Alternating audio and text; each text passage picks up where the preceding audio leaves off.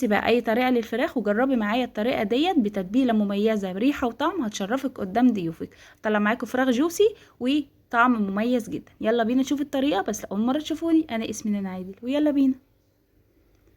اول حاجه انا هستخدم هنا 4 وراك، وطبعا تقدروا تستخدموا فرخه كامله او اي اجزاء، وهنسيبها محلول النقع لمده ساعتين وننشفها.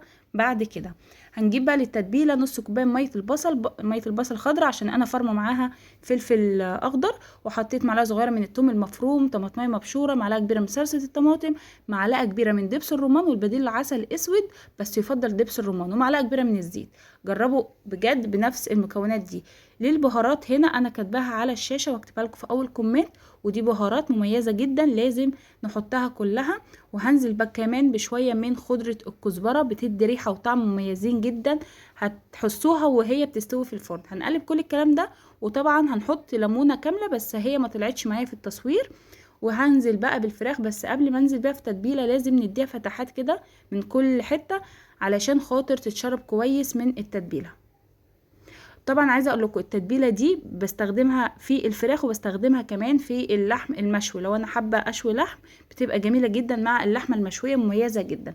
هنتبل بقى الفراخ كويس جدا من تحت الجلد ومن فوق كده، وهنسيبها اقل حاجه ساعتين، ولكن يفضل لو سبتوها ليله كامله او اكتر عدد ساعات عشان تاخدوا طعم مميز.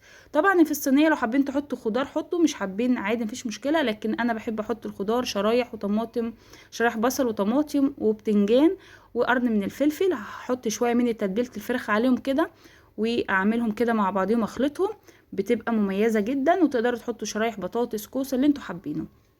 هنرص بقى الفراخ بتاعتنا ونسيبها في الفرن لمدة ساعة. مهم جدا بقى نغطيها علشان خاطر تاخدوا فراخ جوسي طرية معاكم. للناس اللي بتبقاش عارفة الفراخ بتطلع طرية ازاي، هنغطيها بقى ورق فويل او صينية على حسب المتوفر.